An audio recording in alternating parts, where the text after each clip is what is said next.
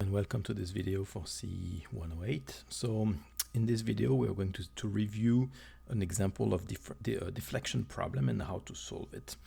So deflection problem, typically you will have a beam, and this beam will be subjected to some distributed loads, some moments, or some shear forces. So you can have a beam like this, and this beam can be potentially subjected to some distributed load. It can also be subjected to some concentrated shear forces, and it can be also subjected to some concentrated moment. And the goal here is to find what will be the deformation of this beam. After the deformation, what will be the deflection, the shape of the beam. So something like this. And so the goal here is to calculate the value of the deflection at each position X. We want to know what is the lateral deflection of the beam after the loads are applied. And so for this, the deflection problem are one of the only types of problem in mechanics where you can calculate the deflection of beams without having to apply the condition of equilibrium. So in this case, you don't have to identify the unknowns, to find the value of the unknowns by applying the condition of equilibrium. And you also don't have to find compatibility equations in the case of statically indeterminate problems. In this case, the general approach is that first we have to find what are the limit condition. So at the extremities of the beams, we will have certain constraints that have to be true. At the very left and at the very right of the beam, we will have some constraints on either the deflection or the angle of the beam or the internal shear or the internal moment.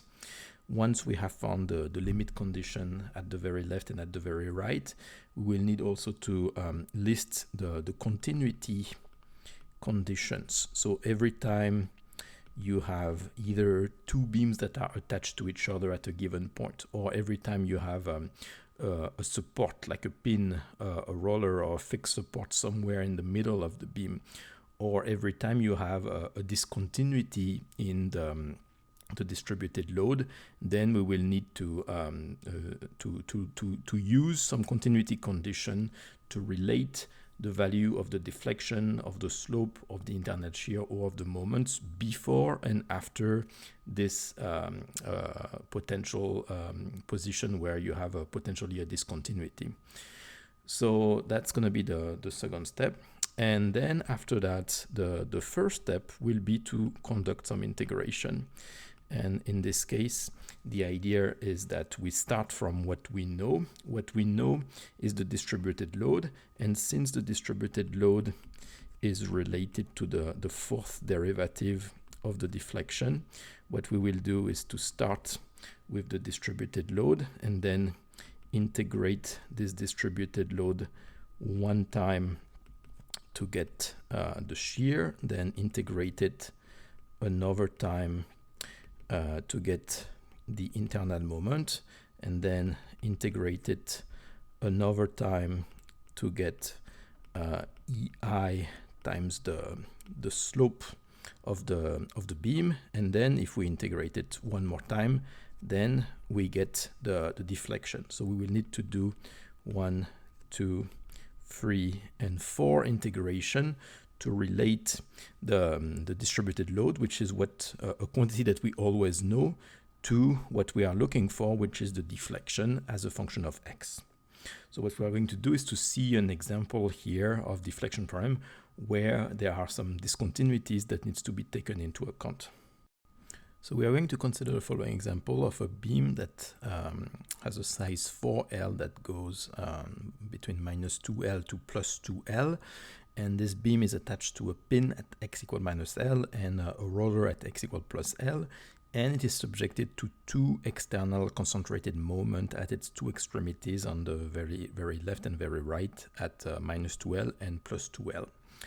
And the goal here is to calculate the deflection of this beam as a function of x, the deflection that is due to the application of the moment m0 on the left and right. So for this, again, in these types of problem, we don't need to to identify the unknowns and to state the condition of equilibrium. We can directly start by listing the limit condition, and in this case we need to enunciate the limit condition that apply at the two extremities, and in this case the two extremities are x equal minus 2L and x equal plus 2L. So those are the two limits of the beam. So in this case, at x equal minus 2L, we have a free extremity that is subjected to an external moment, where there is no fixed support, there is only the external moment m naught. So in this case, what we know, we don't know anything about the deflection. Like the deflection can have an arbitrary value at this point. It's not zero. We don't know what the deflection is. That's what we want to calculate. We also don't know anything about the angle the angle that the beam will have at this point. One thing that is useful, for example, to realize this is to try to have some intuition about what this beam is going to look like after the application of the moment. So here, this beam initially, before any deformation, the elastic curve corresponding to this beam will be like this, and after the application of the moment are going to result in the formation of a curvature. And so after the application of the moment, the beam will have a given curvature. The beam will become convex like this. So in this case, we don't know anything about what will be the value of the deflection, and also we don't know anything about what will be the value here of the slope theta of the beam at the two extremities. That being said, what we know is that there is no shear, there is no concentrated shear on the left and right extremities of the beam.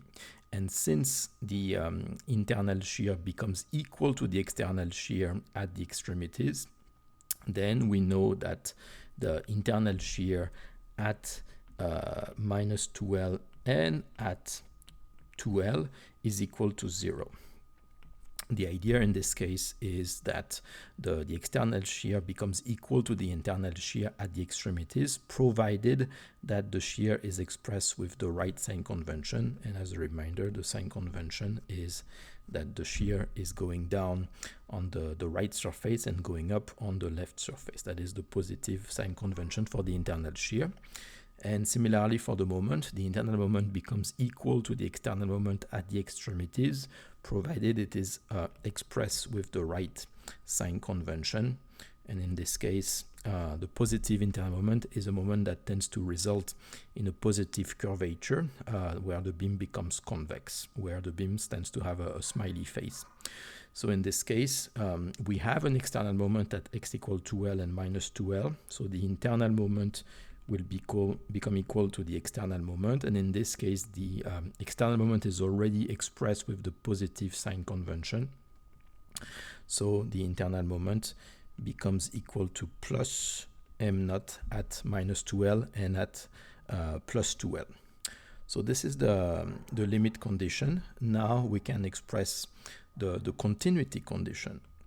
So now let's move to the continuity conditions. So here, why do we have to express the continuity condition? Because we have some support. We have a pin and we have a roller at minus L and plus L. And those pins and those rollers, they can create potentially a concentrated shear force. They can create a resultant force here. So potentially it can induce a discontinuity. So we will need to conduct here 3 different integration. One integration between minus 2L and minus L, a second integration between minus L to plus L, and then a third integration between plus L to and plus 2L, because we have those potential discontinuities at minus L and plus L. So whenever there is potentially some discontinuities, we need to break down the integration in between the discontinuities. So, and then we will need to use those continuity conditions in order to find the integration constant. So here in this case, we have 2 continuity. So we will have what happens first at minus L, and then we will have what happened at plus L. So for the limit condition, we always get 2 limit conditions per extremity. And for the continuity condition, we get 4 conditions, 4 equations every time you have a continuity. So we will get 4 conditions at x equal minus L and 4 conditions at x equal plus L. Those equations are gonna allow us to find the integration constants when we start integrating the load. So let's start with x equal minus L. So here we have a pin. So we need to look at what do we know for the deflection, what do we know for the slope, what do we know for the internal shear, what do we know for the internal moment. So at x equal L, for convenience, I will refer to the 3 domains of this beam as domain 1 between minus 2L and minus L, domain 2, this is between minus L to plus L, and then domain 3 from plus L to plus 2L.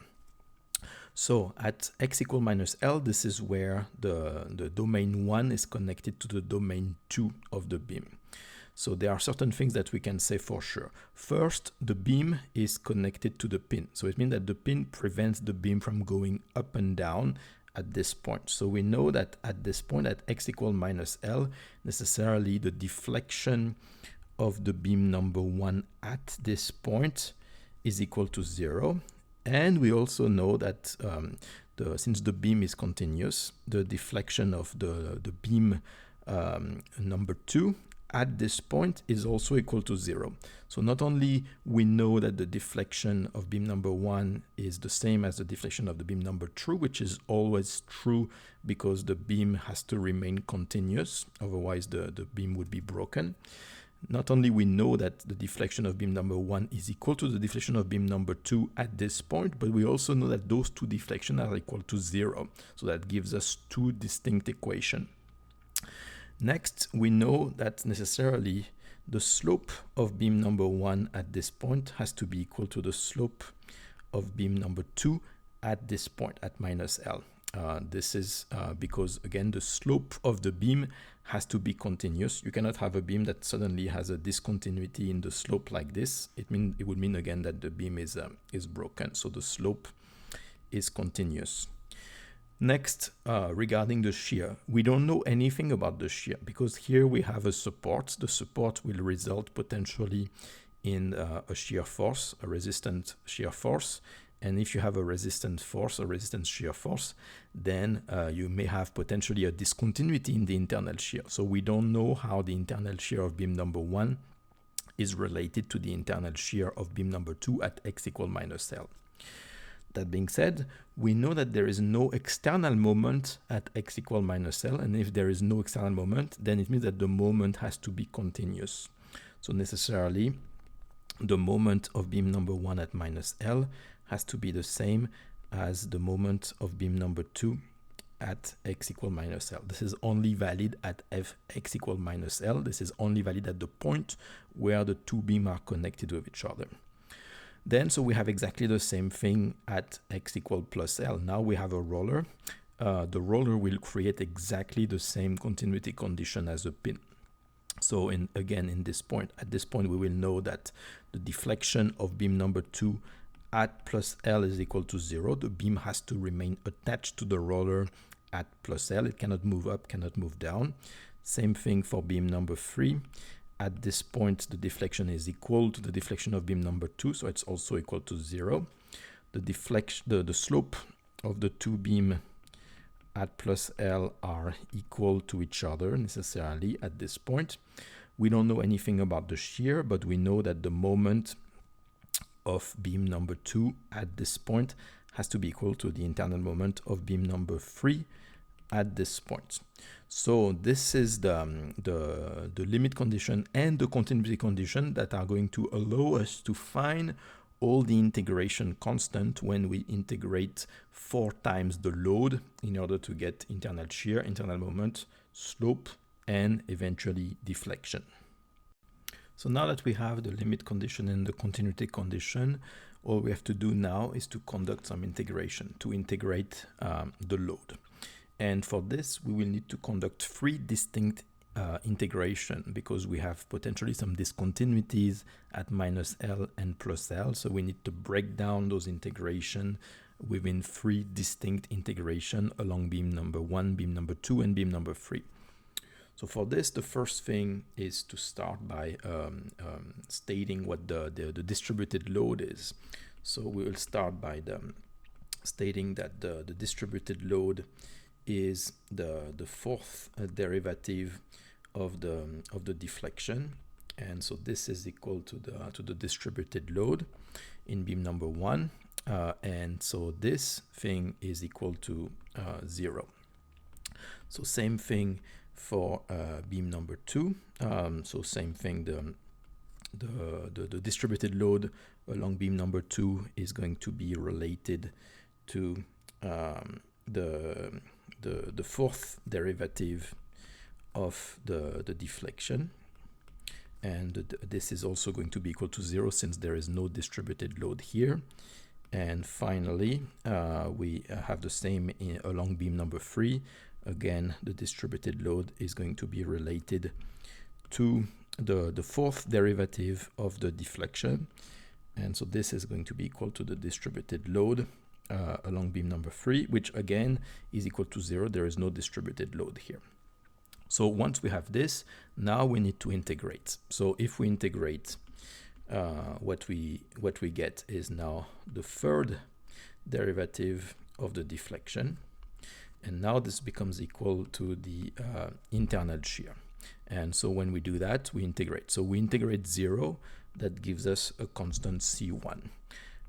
Same thing, now we're going to integrate along beam number 2, so we get the 3rd derivative of the deflection, which is equal to the internal shear in beam number 2, which is also going to be equal to a constant. We integrate 0, but it's not going to be the same constant, at least not necessarily the same constant as in the case of beam number 1. So we need to define here a constant C2, and same thing, we integrate in the case of beam number 3, so we integrate the load to get the internal shear that is related to the 3rd derivative of the deflection that gives us the internal shear in beam number 3, which again we integrate 0, that gives us a 3rd integration constant.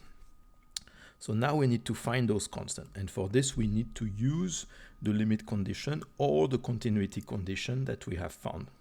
So the first thing we can use here is for beam number 1, we can use a limit condition. We can use the fact that the internal shear at x equal -L is equal to 0. There is no external shear at x equal -L, so we can use that.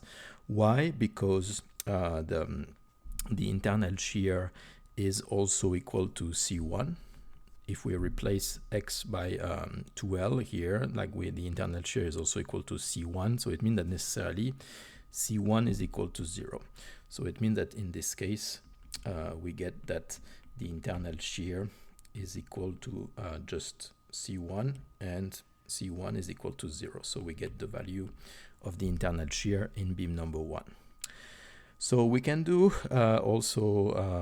we can use a limit condition also for beam number 3.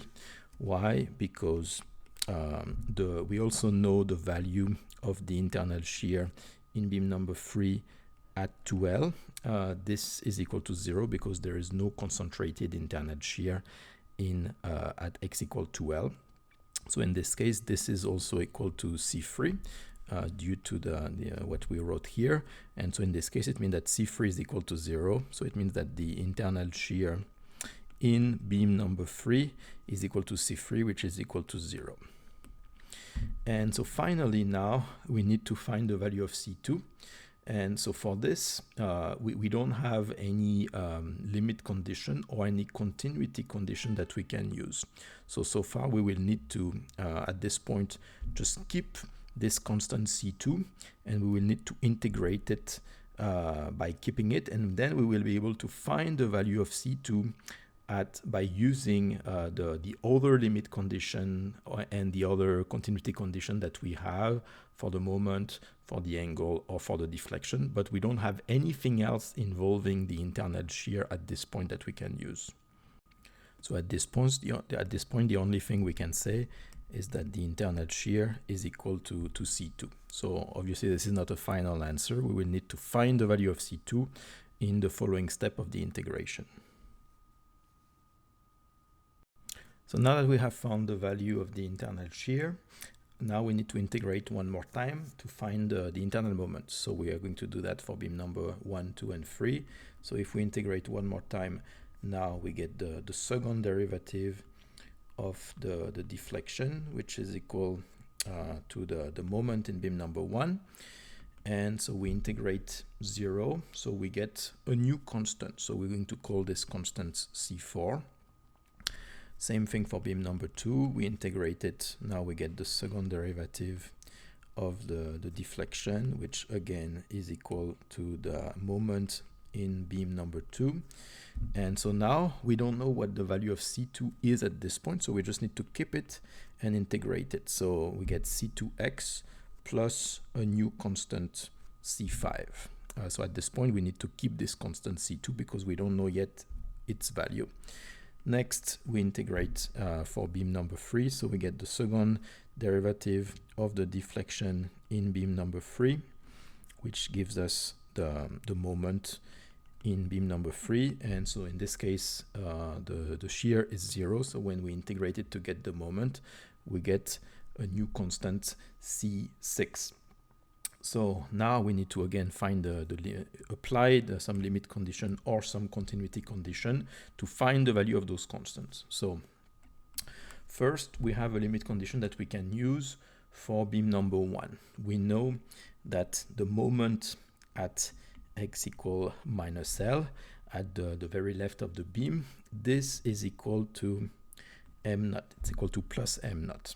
On the other hand, we know that the moment is also equal to C4. So that tells us that C4 is equal to m naught. So in this case, this gives us the moment in beam number 1. It is equal to m naught. We have also a limit condition that we can use for beam number 3. So here we can use the fact that the moment at x equal to L is also equal to plus m naught, but this is also equal to C6, the value of the moment as a function of x. And so based on that, that tells us that C6 is equal to m naught. So this tells us that the moment in beam number 3 is constant, it's uniform, and it's also equal to m naught. So now we can use some continuity condition here to find the value of C5, but also the value of C2. So we have some continuity condition on the moment. We know that at x equal L, there is no discontinuity in the moment because there is no concentrated moment at x equal L. We have only a pin. The pin does not apply any moment on the beam. So the moment in beam number 1 has to be equal to the moment in beam number 2 at x equal minus L. That is the continuity of the moment. So we can use this continuity condition. The internal moment in beam number 1 has to be equal to the same as the internal moment in beam number 2 at x equal minus L. So now what we can do is to use this by replacing those moments by what they are equal to. We know that the moment in beam number 1 is equal to m naught. It's uniform, it doesn't change, doesn't depend on x. And we know that the moment in beam number 2, we have its expression. So we can express it by replacing x by L. So this is equal to minus C2 times L. So this is by using this and replacing x by minus L plus C5. So that gives us a relationship here between C2 and C5 that we will be able to use in a few seconds. But first, we can also use another continuity condition. Now we can use the continuity condition at plus L. Again, at this point, we know that the moment in beam number 2 at plus L has to be the same as the moment in beam number 3 at plus L. So we can use this and to get a second equation. Why? Because we know that the internal moment in beam number 3 is equal to m naught. So that is the moment in beam number 3. This is based on this equation here. And now we can replace x by plus L in the expression of the internal moment in beam number 2. And so in this case, we get C2 times L plus C5. So that gives us now a second equation. So now we have two equations, equation 1 and equation 2. Two equations between C2 and C5. So we have two equations, two unknowns. So we are now able to solve this system and find the value of those two constants. What we can do, for example, is to add those two equations. Add equation 1 with equation 2. Why? Because this is going to make C2 disappear. So if we add those two things, we get 2 times m naught, C2 disappear. We add member by member those two equations, and we get this is equal to 2 times C5. And so based on this, we find that C5 is equal to m naught. And finally, based on this, we can use, for example, equation 1 to find the value of C2. And so in this case, we find that minus C2L is equal to 0, which means that C2 is just going to be equal to 0. This is by, for example, using this equation here, and now we know C5, so we can replace C5 by m naught, and based on this, that tells us that C2 is equal to 0.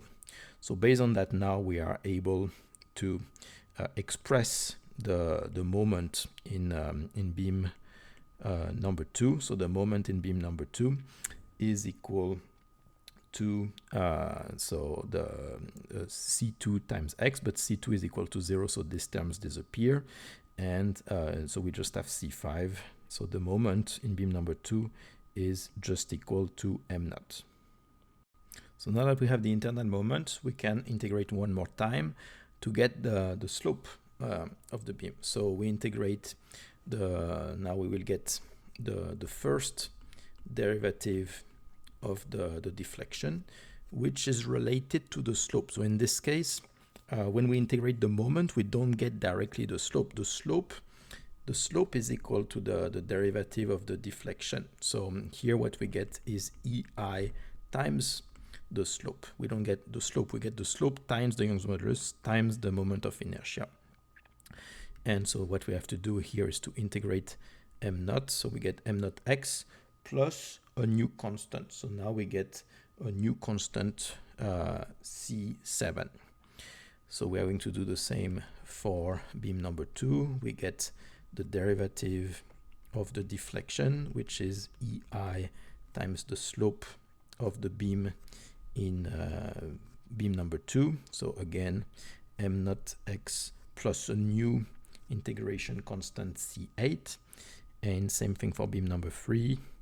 We integrate, we get the derivative of the deflection, which is EI times the slope of the beam in beam number 3.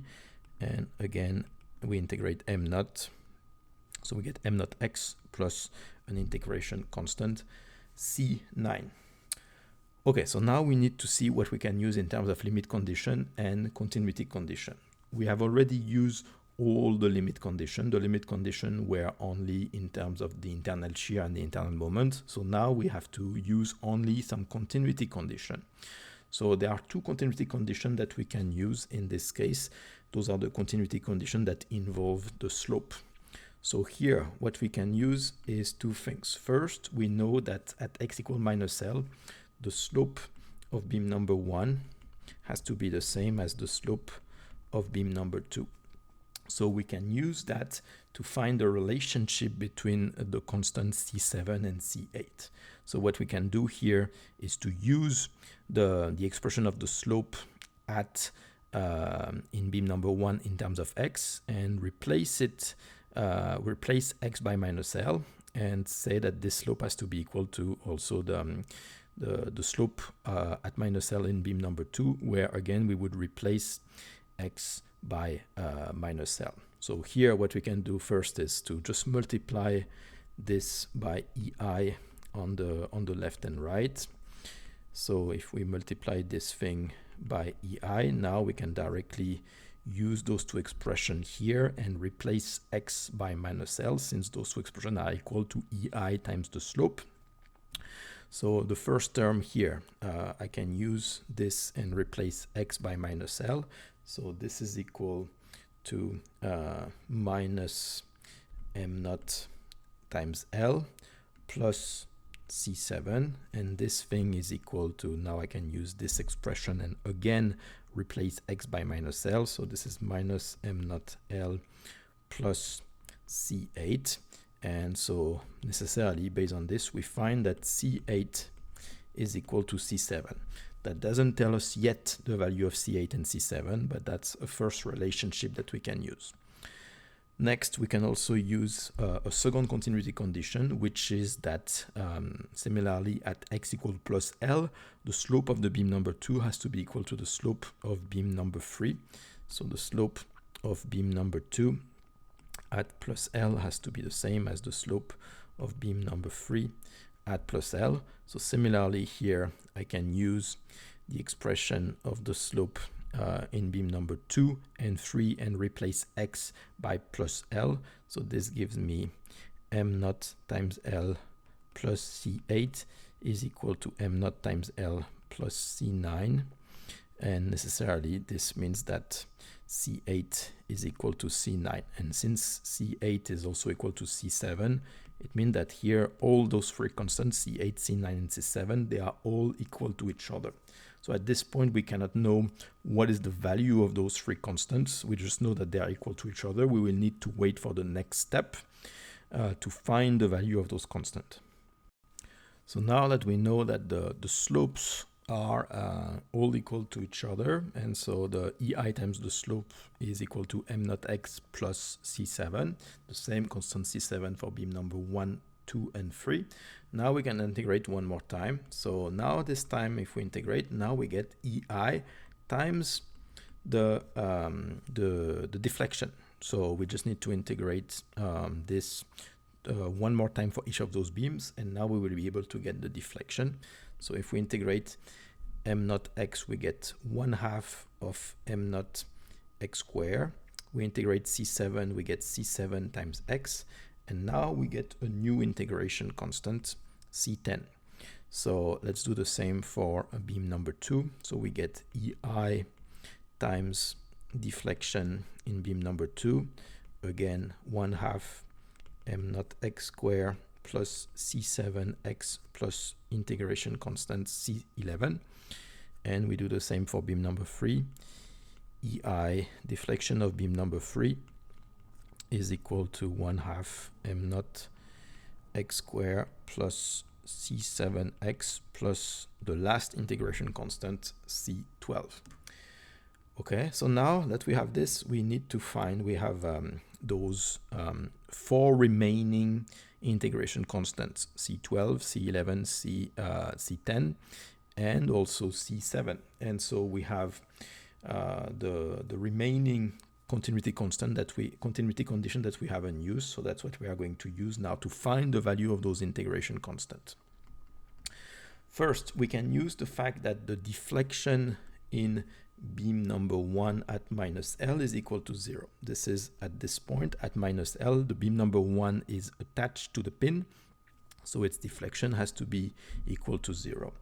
So we can use that. And so here what we can do is to use this expression here.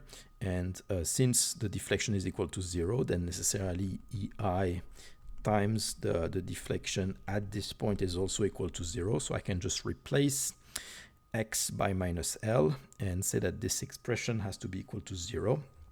So if we do that, what we find is that first 1/2 m naught L squared plus C7 times minus L, so minus C7L plus C10, this has to be equal to 0.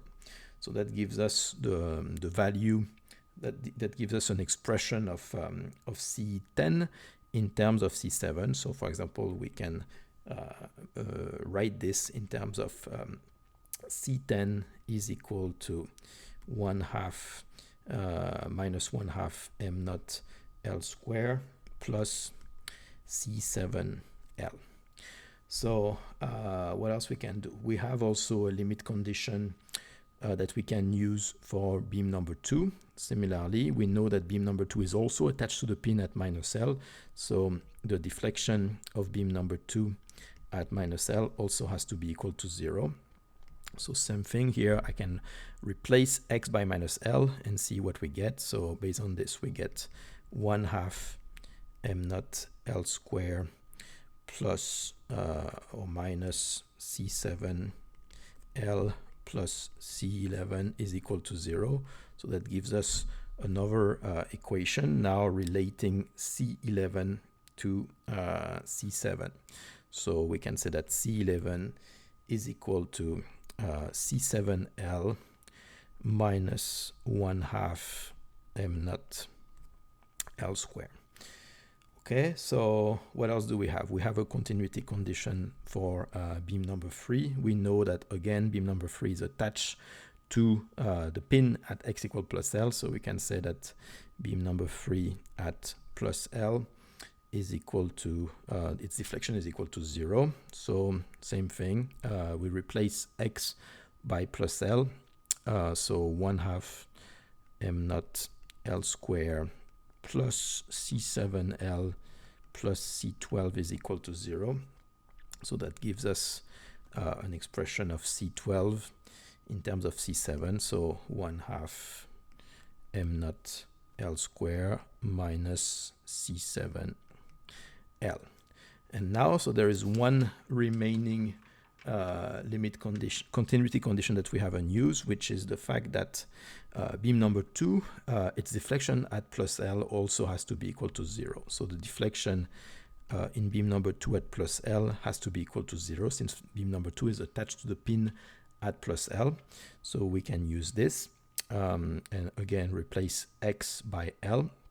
So in this case, we find that 1/2 of m naught L square plus C7L plus C11 is equal to 0. And now we have what we need to find the value of C7. What we can do is take this equation here, number 3 here, this equation number 4 here, and if I take equation 4 minus equation 3 and I do a subtraction member by member, I would have, so 1/2 m naught L minus 1/2 m naught L, 7 times L minus 7 times L, so that gives me 7 times L. C11 minus C11 disappear, so this is equal to 0 minus 0 equals 0. So this means that C7 is equal to 0. So based on this now, we can find the value of all the constants. So we find that since C7 is equal to 0, it means that C10 is equal to just 1/2 m naught L square. We find that C11 is equal to also minus 1/2 m naught L square. And we also find that C12 is also equal to minus 1/2 m naught L square. So based on this now, we have everything we need. We have found the value of all the integration constant. So here in this case, what we realize in this case is that the deflection is actually the same along all the beam number 1, beam number 2, and beam number 3. So what we can say is that for every x that is in between 2L minus 2L to 2 plus 2L, we have a single now expression of the deflection. So what we have found is that EI times the deflection is equal to 1/2 m naught x square.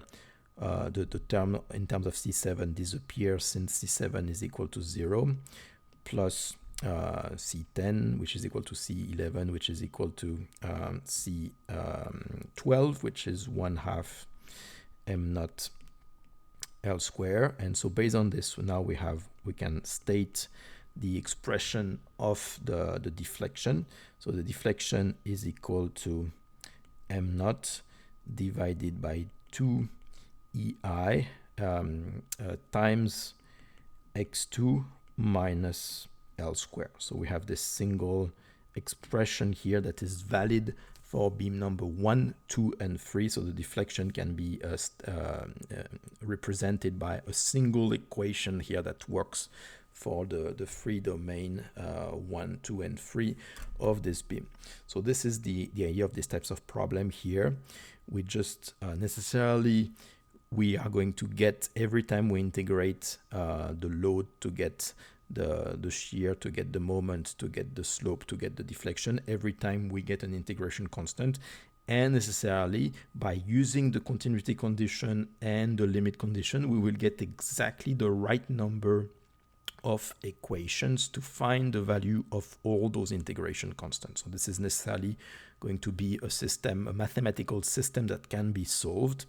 The only thing is that sometimes we won't be able to find immediately the value of those constants. We will need, in that case, to continue integrating and keep those constants, keep them until we can use some limit condition or some continuity condition. But eventually we know that we will be able to solve this equation because we have enough continuity condition and limit condition to find the value of all the integration constant that we will get.